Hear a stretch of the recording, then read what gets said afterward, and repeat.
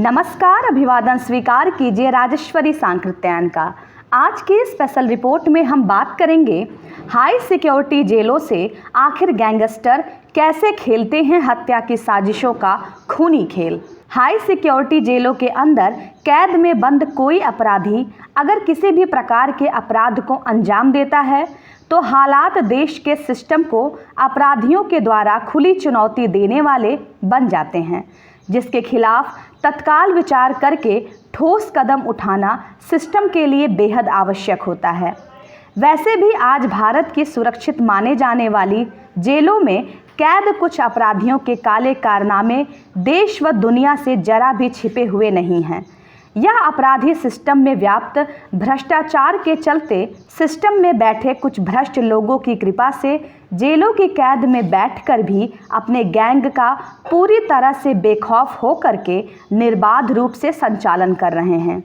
आज के 21वीं सदी के भारत में भी कुछ कुख्यात अपराधियों के जेल से किए गए इशारे पर ही देश के किसी भी कोने में दिन दहाड़े सरेआम हत्याएं तक हो जाती हैं, जो स्थिति अपराध मुक्त समाज की कल्पना में बहुत बड़ी बाधक है और कानून पसंद सभ्य व शांति प्रिय समाज के लिए बेहद घातक है। वैसे देश में हाल ही में घटित कुछ बेहद हाई प्रोफाइल आपराधिक घटनाक्रमों पर नज़र डालें तो हम देखते हैं कि देश व दुनिया में सिद्धू मूसेवाला नाम से मशहूर गायक शुभदीप सिंह सिद्धू की 29 मई 2022 को पंजाब के मनसा जिले में गोली मारकर हत्या कर दी गई थी, जिसकी जिम्मेदारी जेल में बंद लॉरेंस बिश्नोई के गैंग के एक सदस्य गोल्डी बराड़ ने ली थी। वहीं उत्तर प्रदेश के प्रयागराज में 24 फरवरी 2023 को विधायक राजू पाल हत्याकांड के गवाह उमेश पाल व उसके दोनों सरकारी गनरों को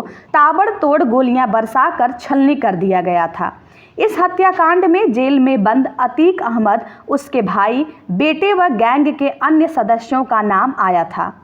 वहीं अभी पिछले महीने 15 अप्रैल 2023 को उत्तर प्रदेश के प्रयागराज के एक अस्पताल में पुलिस कस्टडी में मेडिकल करवाने के लिए जा रहे बाहुबली अतीक अहमद व उसके भाई अशरफ अहमद की 3 युवकों ने ताबड़तोड़ गोलियां बरसा करके हत्या कर दी थी। इन सभी हत्याओं की घटनाओं के तार Tihar jail, Sabarmati jail, Naini jail, Bareilly jail जैसी देश की बेहद हाई सिक्योरिटी वाली जेलों से जांच एजेंसियों को जुड़ते हुए नजर आ रहे हैं, जो स्थिति हमारे देश की जेलों की सच्चाई की देशवासियों के सामने पोल खोलने के लिए काफ़ी है।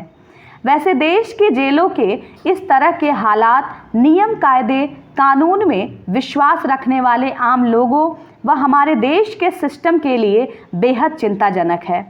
सूत्रों के अनुसार इन सभी हत्याकांडों की जांच के दौरान जांच एजेंसियों को बहुत से ऐसे तथ्य मिले हैं जो यह साबित करने के लिए काफ़ी हैं कि इन सभी हत्याकांडों का ताना बाना देश के हाई प्रोफाइल अपराधियों के द्वारा आराम से हाई सिक्योरिटी वाली जेलों की कैद में बैठकर ही बुना गया है, जो यह साबित करने के लिए काफ़ी हैं कि देश में जेल सुधार गृह की जगह अपराधियों की सुरक्षित पनाहगाह बनती जा रही है। वहीं सबसे ज़्यादा चिंताजनक बात तो तब हो जाती है जब दिल्ली की हाई सिक्योरिटी वाली तिहाड़ जेल की जेल नंबर 3 में 14 अप्रैल 2023 की शाम 5 बजे किसी बात को लेकर 2 गुटों के बीच जमकर हुई मारपीट की घटना में लॉरेंस बिश्नोई गैंग के सदस्य प्रिंस तेवतिया को धारदार हथियार से हमला करके गंभीर रूप से घायल कर दिया जाता है, जिसको तत्काल जेल प्रशासन के द्वारा घायला अवस्था में जेल के पास स्थित DDU हॉस्पिटल में एडमिट करवाया जाता है,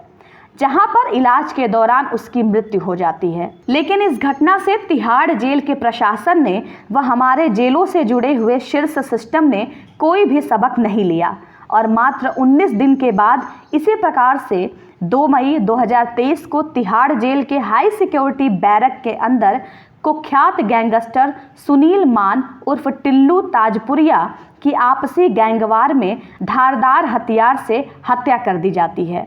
हालांकि इस तरह की घटनाओं के बाद जेल प्रशासन आपसी रंजिश की दुहाई लेकर अपना पल्ला झाड़ते हुए नजर आता है, लेकिन इस तरह की घटनाओं ने देश की सबसे सुरक्षित माने जाने वाली तिहाड़ जेल की सुरक्षा पर बहुत सारे सवालिया निशान खड़े करते हुए तिहाड़ जेल की सुरक्षा व्यवस्था, जेल के अधिकारियों और कर्मचारियों की कार्यप्रणाली पर प्रश्न चिन्ह लगाने का कार्य कर दिया है।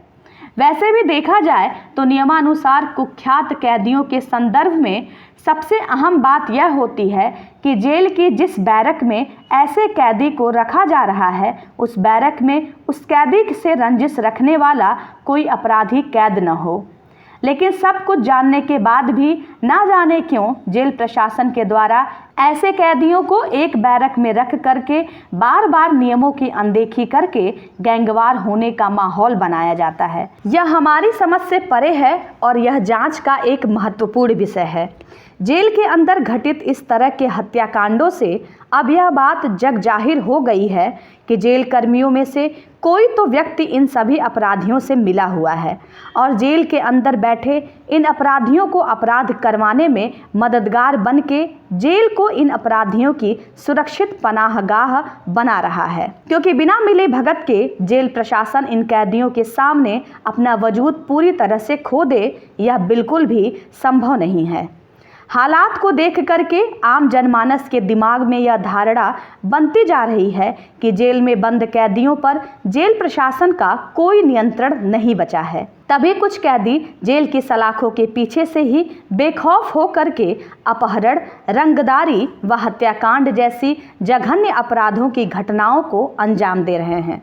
आज की स्थिति में विचारणीय तथ्य यह है कि दक्षिण एशिया की सबसे बड़ी जेलों में से एक तिहाड़ जेल को तो बेहद हाई सिक्योरिटी वाली जेल माना जाता है, लेकिन उसके बावजूद भी तिहाड़ जेल तमाम तरह के गलत कारणों से आए दिन चर्चा में बनी रहती है। चप्पे चप्पे पर सीसीटीवी व हाई सिक्योरिटी से युक्त तिहाड़ जेल के अंदर आखिरकार कैसे अपराधियों के गिरोह निरंतर अपनी सल्तनत चलाने का कार्य कर रहे हैं, क्योंकि इस तरह की स्थिति जेल अधिकारियों, जेल के कर्मचारियों व अपराधियों की साठगांठ के बिना संभव नहीं है। तो फिर भी हर घटना के बाद यह गठबंधन कैसे साफ बच जाता है। खैर, जो भी इस तरह के नापाक गठजोड़ों के चलते ही देश में जेलों की सुरक्षा पर बार बार प्रश्न चिन्ह खड़े होने का कार्य हो रहा है, जो उचित नहीं है। तिहाड़ जेल में हुई हाल में गैंगवार के बाद सोचने वाली बात यह है कि आखिरकार कैसे सीसीटीवी कैमरों के बीच कैदियों को सरिये का टुकड़ा मिल गया और कैसे उन्होंने इस सरिये में सुए तैयार करके एक हत्याकांड को अंजाम दे दिया। वैसे औचक निरीक्षण में जेलों में आए दिन नशीले पदार्थ, मोबाइल फोन, पैसे आदि बरामद होना तो अब एक आम बात होती जा रही है। लेकिन यह बात इन बेहद हाई सिक्योरिटी जेलों में